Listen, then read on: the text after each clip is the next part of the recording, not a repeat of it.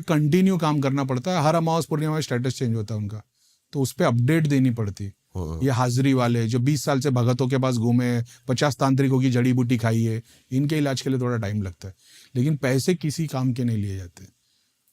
बस ऐसा है कि सब्र रखना है, क्योंकि मैं तो 4-4 हज़ार को नहीं हैंडल कर सकता, लेकिन मैं इंस्ट्रक्शन देता हूँ, सिर्फ उसको ही फॉलो करे, बंदे का काम हो जाएगा।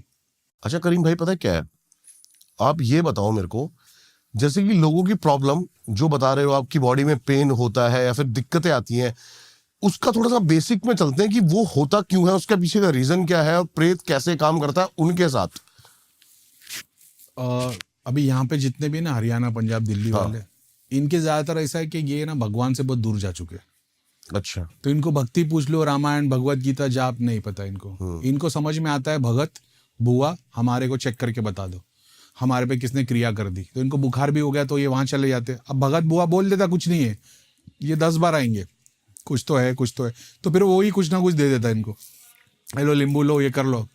एक तो ये कैटेगरी है।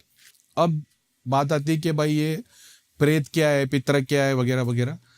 तो अगर मैं सिम्टम्स की बात करूं, नेगेटिविटी किसी को, जैसे आपने बोले कि कैसे जाने नेगेटिविटी है कि बीमारी है तुमको, जैसा मेरे को था, तो पितृदोषा कोई गूगल कर लेगा तो उसको समझ में आ जाएगा कि क्या क्या कॉन्सेप्ट है। अभी आप तो कोई भी पंडित के पास चले जाओगे, एस्ट्रोलॉजर के बाद, वो बता देगा भाई कुंडलिनी में पितृदोष है, वो सर्प दोष है, और फिर उसके विधि विधान है। लेकिन अपने पास जो आते हैं ना, इन्होंने पिंडदान, तर्पण, श्राद्ध, नारायण बलि, नाग बलि सब करा चुके रहते, समझ रहे हो, तभी भी प्रॉब्लम सॉल्व नहीं होती। तो इसका मतलब ये नहीं वहां से प्रॉब्लम, वो जिस चीजों को सॉल्व करते वो वाले कैटेगरी में तुम्हारे पितर आ ही नहीं रहे, समझ रहे हो, ऐसा है। वो पितरों के लिए बताया गया, और तुम्हारे तो प्रेत बन के बैठे हुए, प्लस तुम उनको पूछ भी रहे हो, भगत बुआ भोग भी चढ़ा रहे हो, वो कैटेगरी। तो अब एक सिम्टम्स के हिसाब से बहुत बड़ी ऑलरेडी गूगल वगैरह पे आपको मिल जाएगी। घर के जो सबसे बड़े रहेंगे ना, इनको लाइलाज बीमारी हो जाएगी। इन लोग कितनी भी दवा खाते रहेंगे, आज एक बीमारी है, साल भर के बाद दूसरी, उसके बाद तीसरी, और 10 बीमारी हो जाएगी, गोलियां बढ़ते चली जाएगी।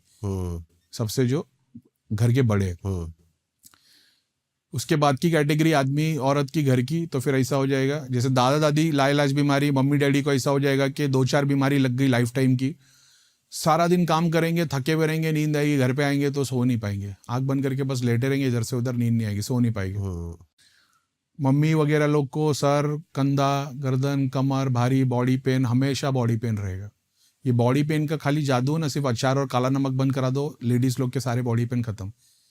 क्योंकि कॉन्सेप्ट ये है, खट्टा आपकी कुंडलिनी को मूलाधार पे लेके आ जाता है। कुंडलिनी मूलाधार पे आ गई, तुम्हारे एंसेस्टर्स भूखे हैं क्योंकि तुमने उनका रिचुअल्स फॉलो नहीं किया, तुम्हारे शरीर से खाना शुरू करते तो तुमको दर्द होता है। ओके, ऐसा है, साइंटिफिकल भी है, और हमारा पितर वाला जो बताया गया है पुराणों में वो भी है। उसके बाद जो यंगस्टर रहेंगे वो एडिक्टेड हो जाएंगे, या तो पॉर्न से, अल्कोहल से, लड़कियों से, गैम्बलिंग, ट्रेडिंग, एडिक्शन आ जाएगा। जो लड़कियां रहेगी, नाभि के नीचे दुखना, शरीर पे दबाव पड़ना, सोएगी तो उसको लगेगा पूरा शरीर दब रहा है, कोई गला घोट रहा है, सांस लेने नहीं हो रहा है। ये वो कैटेगरी है जिनके घर पे एंसेस्टर्स की फोटो लगी हुई है, ठीक है, पितरों की जिनके घर पे फोटो लगी हुई रहती है ना, उनके घर में यही हाल रहेगा। ओके। अब वो भोग चढ़ा रहे अगर डेली, तो और तकलीफ में आ जाएगी। अब मटेरियल बेनिफिट के लिए वो चढ़ाते, तो मटेरियल बेनिफिट जो सिद्धियां देती है मोक्ष वाली नहीं है। तो जो हमारी कुंडलिनी के 7 चक्र है, उसमें जो नीचे के 3 चक्र है वो भोगी है। तो ये शक्तियां